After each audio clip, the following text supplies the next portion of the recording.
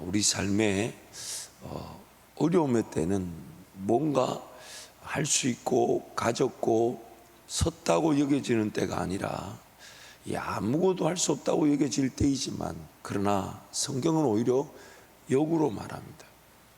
오히려 우리 영적 위기는 뭔가 할 수 있고 하고 싶은 게 있고 감당하고 혹은 섰다고 여겨졌을 때가 오히려 더 위기라는 것이죠.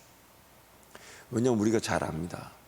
아무것도 할 수 없다고 여겨졌을 때가 오히려 더 신앙이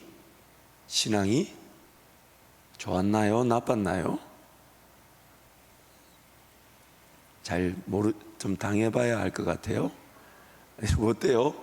여러분, 우리가 좀 더 부하고 여유가 있고 잘 되고 잘 풀리고 하는 것마다 척척척 잘 될 때, 그때가 신앙이 좋았나요? 아니면 어렵고 힘들고 지치고 아무것도 할 수 없다고 여겨질 때가 더 주님에 대한 간절함, 사모함, 목마름, 배고픔이 더 있었나요? 아무것도 할 수 없다고 여겨질 때가 오히려 더 하나님의 은혜를 누리는 기회였었습니다. 물론 하나님께서는 우리 삶을 그 은혜와 능력을 맛볼 수 있는 길로 인도하시지만, 안타까운 것은 우리는 우리 연약함, 부족함, 또 우리가 할 수 없는 어려운 일을 당하지 않으면 그렇게 녹록하게 하나님께로 달려나오지 않는다는 것은 참 우리 자신을 한 번 더 평가하고 반성하며 하나님 은혜를 구하지 않을 수 없게 만듭니다. 그러므로 오늘 우리 삶에 정말 진정한 은혜의 가치는 바로 지금인 줄 믿습니다. 어려울 때, 힘들 때, 정말 아무것도 할 수 없다고 여겨질 때가 도리어 하나님을 더 깊이 만날 수 있습니다. 그러나 우리가 잊지 말아야 될 것은 하나님께서 인도하시는 길에서도 위기가 있더라는 것입니다. 하나님께서 인도하시는, 복음을 전하고 교회를 세우고 하나님 나라를 이루는 길에서도 위기는 있더라는 것입니다. 마가복음 4장 35절 말씀을 우리 한 절씩 교독하면요, 그날 저물 때에 제자들에게 이르시되 우리가 저편으로 건너가자 하시니, 그들이 무리를 떠나 예수를 배에 계신 그대로 모시고 가매 다른 배들도 함께 가더니 큰 강풍이 일어나며 물결이 배에 부딪혀 들어와 배에 가득하게 되었더라. 예수께서는 고물에 베개를 베고 주무시더니 제자들이 깨우며 이르되 선생님이여 우리가 죽게 된 것을 돌보지 아니하시나이까 하니, 예수께서 깨어 바람을 꾸짖으시며 바다더러 이르시되 잠잠하라 고요하라 하시니 바람이 그치고 아주 잔잔하여지더라. 이에 제자들에게 이르시되 어찌하여 이렇게 무서워하느냐, 너희가 어찌 믿음이 없느냐 하시니, 함께 선포합니다. 그들이 심히 두려워하여 서로 말하되 그가 누구기에 바람과 바다도 순종하는가 하였도다. 아멘. 예수님께서 함께 하시며 또한 인도하시는 길에서도 큰 광풍과 같은 위기가 있었습니다. 분명히 제자들에게 저 길로 가자라고 말씀하신 분이 바로 우리 예수님이셨고, 심지어 그 배에, 그 길에서 그 배에 예수님이 함께 하고 계셨습니다. 주무시고 계셨다. 그러나 거기서도 큰 광풍과 같은 위기는 있더라는 것입니다. 하나님께서 마게도냐 환상을 통해 그 마게도냐 지역 사람이 이 사도 바울의 꿈에 나타나서 건너와서 우리를 도우라. 오늘 읽었던 본문 이전의 내용을 보면 건너와서 우리를 도우라, 마게도냐 환상을 통해 사도 바울 그 일행의 여정을 조정해 주셨습니다. 하나님께서 조정하신 여정의 첫 성인 그 마게도냐 첫 성 빌립보에 도착했을 때 하나님께서 준비해 두신 루디아 가정을 통해 공개받게 하셨습니다. 자주장사 루디아를 만나 그 집에 머물면서 이제 복음을 전하니까 하나님의 은혜를 누렸던 거죠. 순조로울 것만 같았던 마게도냐 첫 성 빌립보에서 귀신 들린 여정을 고쳐준 사건으로 여정의 주인의 고소를 당하게 되어 매를 맞고 감옥에 갇히게 되었습니다. 분명히 하나님이 인도하신 길이었고, 하나님께서 또한 인도하신 그 길에서 복음 전파를 위해 그 믿음의 가정을 만나 공개받게 하시고 마치 복음을 전할 수 있도록 모든 준비가 다 돼 있는 듯 순조로워 보였지만 그 귀신 들린 여종이 계속 괴롭히니까 그 귀신 들린 여종을 부리고 있는 그 주인들, 그들이 이익이 끊어지는 일이지만 그 귀신을 쫓아내는 바람에 그렇게 고소를 당해서 매를 맞고 감옥에 갇히게 되었죠. 하나님께서 말씀하셔서 순종한 복음 전파의 길이었음에도 불구하고 핍박과 박해와 같은 위기는 항상 도사리고 있습니다. 이제 와서 우리는 알죠. 그리고 이제 우리가 복음을 전하면서 이제 복음을 전한 그들에게 그렇게 얘기하죠. 하나님께서 반드시 은혜를 베푸시고 복을 주시고 인도해 주시지만 영적 공격이 있을 수 있다. 이제 우리가 그렇게 가까운 복음을 전한 이들에게 그렇게 얘기하잖아요. 그래서 우리가 복음을 전할 때마다 그렇게 얘기합니다. 이제 공격이 없는 게 아니라 더 공격이 두드러질 수가 있고 더 분명할 수가 있고 더 강할 수도 있습니다. 근데 우리는 알죠. 그를 붙들고 계신 하나님께서 오히려 그것이 하나님을 더 깊이 만날 기회가 되게 하실 것입니다. 그 공격이, 그 박해가 없지 않아요. 있습니다. 내가 하나님을 섬기고 따른다는 그 이유 하나만으로 더 공격이 심할 것입니다. 그러나 그 공격과 같은 위기는 하나님을 더욱 높이며 찬송할 기회가 될 것입니다. 위기는 하나님을 더 높이며 찬송할 기회가 됩니다. 25절 말씀 우리 함께 선포하겠습니다. 한밤중에 바울과 실라가 기도하고 하나님을 찬송하매 제수들이 듣더라. 한 번 더요. 한밤중에 바울과 실라가 기도하고 하나님을 찬송하매 제수들이 듣더라. 위기의 때가 하나님만을 온전히 의지하고 바라볼 수 있는 기회입니다. 위기의 때가 하나님만을 온전히 바라보고 온전히 의지할 수 있는 기회입니다. 어려우면 어려울수록, 힘들면 힘들수록, 불가능하면 할수록 하나님을 온전히 바라보게 되죠. 자, 말씀 끝부분에 가서도 한 번 더 강조하겠지만, 그럼 오늘 우리에게는 둘 중에 하나의 길이 있는 거예요. 어떤 길이, 물론 죄를 짓고 쓰러지고 넘어진 길이 있지만 그건 빼고 이제 하나님을 섬기려고 하니까 우리 하나님을 섬기려는 자리에 둘 중에 하나 있는 거예요. 하나님 그분을 온전히 따르고 그래서 자발적으로 위기 상황을 만들죠. 일을 벌리지만은 어떻게 벌리냐면 하나님이 돕지 않으시면 안 되는 믿음의 길을 걸어가는 겁니다.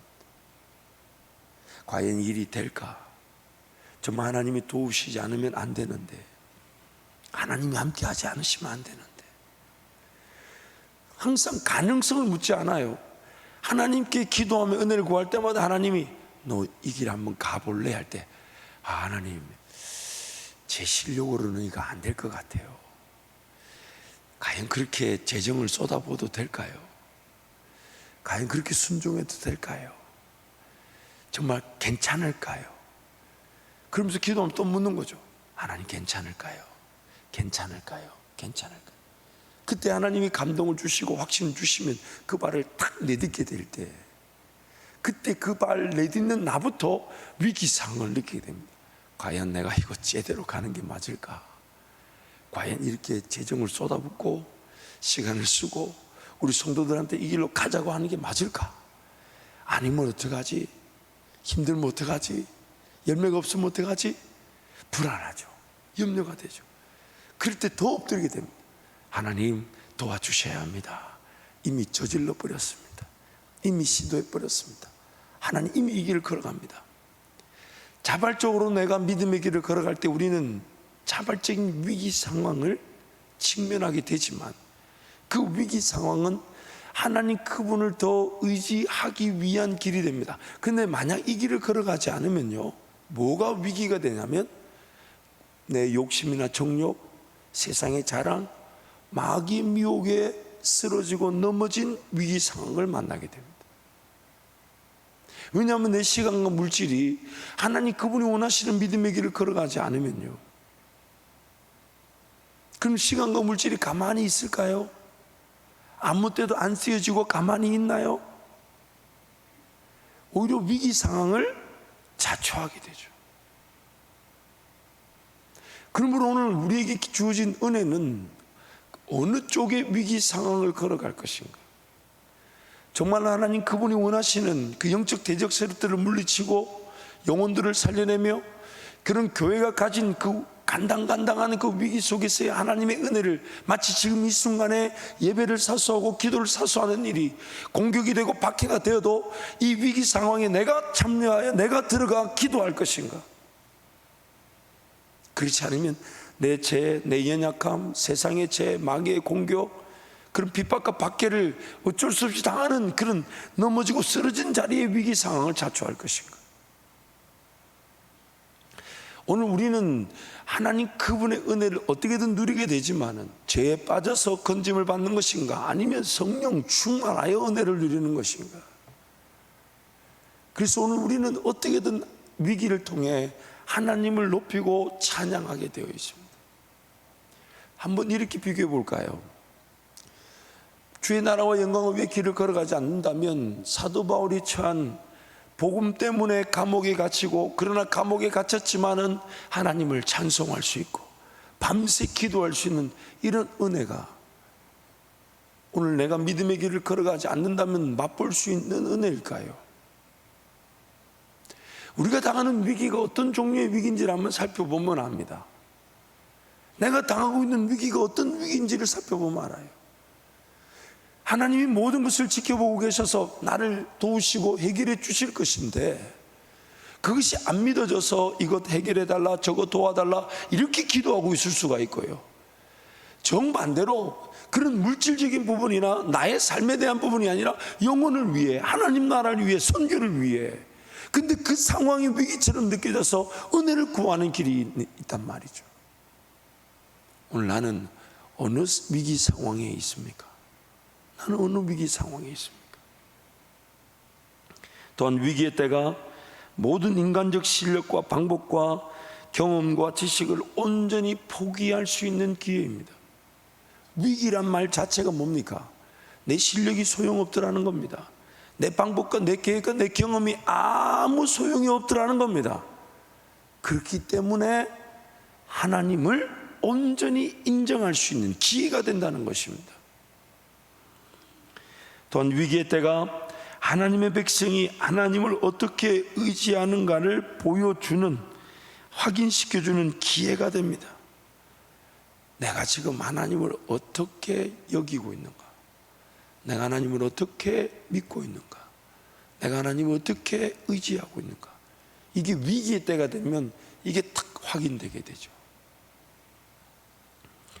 위기의 때가 아무것도 할 수 없다고 여겨질 때 무엇을 해야 하는가를 드러내는 기회가 됩니다. 오늘 내가 하나님의 백성으로서 어떤 위기를 당했을 때, 그래서 아무것도 할 수 없다고 여겨질 때 무엇을 해야 할까가 자연스럽게 이렇게 드러나게 되죠. 결국 내가 아무것도 할 수 없다고 여겨질 때 내가 붙들어야 되는 게 무엇인지를 알게 되죠. 그렇지 않나요? 아무것도 할 수 없다고 여겨질 때 내가 붙들어야 되는 게 뭔지를 알게 되죠. 나도 모르는 사이에 예배당으로 싹 걸어옵니다. 나도 모르는 사이에 눈물로 통곡하고 있습니다. 나도 모르는 사이에 하나님 나 살려주세요, 그렇게 기도하게 되죠. 위기의 때가 하나님께 대한 신뢰와 믿음의 정도가 확인되는 기회입니다. 얼마나 내가 하나님을 신뢰하고 있었는가, 내가 하나님을 얼마나 확인하고 있었는가. 무엇보다도 위기의 때가 하나님과의 관계의 정도를 점검한 기회가 됩니다. 물론 그 위기의 때는 우리의 연약함으로 자초되어진 일이죠. 그러나 하나님 분명히 막으실 수 있었을 건데 허락하셨다거나 혹은 허용하신 목적이 뭘까요? 이 일이 나에게 허용되거나 허락되게 하신 하나님의 뜻은 무엇일까요? 하나님과의 관계 중심의 삶을 살아야 되는 백성인데 그렇지 않다면 관계 중심의 삶을 살도록 회복되어지게 하실 것이고, 관계 중심의 삶을 살았던 이들은 하나님의 영광을 맛볼 능력의 기회가 되죠. 제가 이걸 좀 더 실질적으로 적용하면, 기도하지 않았던 성도는 위기를 만나 기도하게 되죠. 은혜죠. 그러나 기도하며 주님과 은혜를 구했던 성도들은 기도의 능력을 맛보게 되죠. 역사를 맛보게 되는 거죠. 세 번째, 오늘 본문에서 정말 중요한 내용은요, 바울은 의도적으로 하나님의 인도하심을 위해 자기 권리를 포기했다는 것입니다. 이런 질문을 한번 던져볼 수 있어요. 왜 바울은 매를 맞고 감옥에 가기 전에 로마 시민권을 주장하지 않았을까요? 매를 맞고 감옥에 가기 전에 로마 시민권을 주장할 수 있었을 것인데 왜 하지 않았을까요? 당시 로마법에 의하면 로마 시민은 재판을 통해 유죄 판결을 받기 전에는 매를 때리거나 감옥에 가둘 수 없었습니다. 재판을 통해 유죄 판결을 받았다 해도 로마 시민은 황제에게 직접 항소할 수가 있었습니다. 그래서 나중에 사도 바울이 예루살렘에 갔을 때 재판을 받지만 직접 로마에게, 황제에게 항소함으로써 로마로 가게 되지 않습니까? 만약 로마 시민으로서의 권리를 주장하였다면 매를 맞지도 않았을 것이고 감옥에 갇히지도 않았을 것입니다. 하지만 감옥에서 기도하며 찬송하는 은혜를 누리지 못했을 겁니다. 옥문이 흔들리며 그 죄수들을 모두 붙들고 있던 그 착고에 쇠사슬이 풀려지는 기적을 맛보지 못했을 것입니다. 이렇게 한번 적용해 볼까요, 여러분? 위기의 때가 없이 평안한 게 나을까요? 아니면 위기의 때가 있지만 그 위기의 때 속에서 우리를 건져내시는 하나님의 능력을 보는 게 나을까요? 누가 그러더라고, 평안하게 능력을 보면 안 되냐고. 참 저도 바라는 바입니다. 저도 바라는 바이지만 그게 하나님 나라에 그런 게 없더라고요. 평안하다, 안정하다 할 때는 그런 기적이 없더라고요. 여러분, 무엇을 선택하시겠어요? 참 쉽지가 않죠. 쉽지 않지만 성경이 우리에게 오히려 도전하고 있습니다. 무엇보다도 감옥의 간수와 그의 가정이 구원을 얻는 역사는 보지 못했을 것입니다. 보지 못했을 것입니다.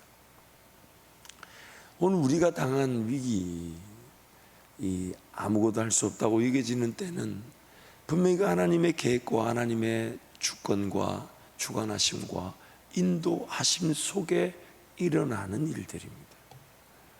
근데 하나님은 그것을 통해서 오히려 하나님의 하나님 되심, 즉 저와 여러분의 관계를 확인시켜 주시고 또 그것이 하나님 그분을 온전히 예배하고 찾을 수 있는 기회가 되게 하시는 것. 그래서 위기는 진정한 예배, 즉 자기 권리를 포기하고 하나님을 높이는 기회입니다. 복음을 전하고 교회를 세우고 하나님 나라 영광을 위해 산다는 것은 오직 여호와의 영 성령으로만 가능합니다. 내가 무언가 시도할 수 있고 주장할 수 있는 것이 오히려 하나님의 인도하심을 방해할 수가 있습니다. 나의 모든 것으로 해야만 하는 최선은 오로지 하나님을 온전히 기뻐하고 즐거워하는 예배여야 합니다. 사도 바울이 매를 맞을 기회와 감옥에 갇힐 기회 속에서 로마 시민권을 주장했다면 그 간수에게 복음이 전파될 수 있었을까요? 그 가정에 복음이 전파될 수 있었을까요? 로마 시민권을 주장하는 것으로 이루어질 수 있는 일이 아니었다는 것입니다. 위기를 당하지 않으면 하나님을 온전히 바라보고 의지하고 예배하지 못한다는 것이 안타까움입니다.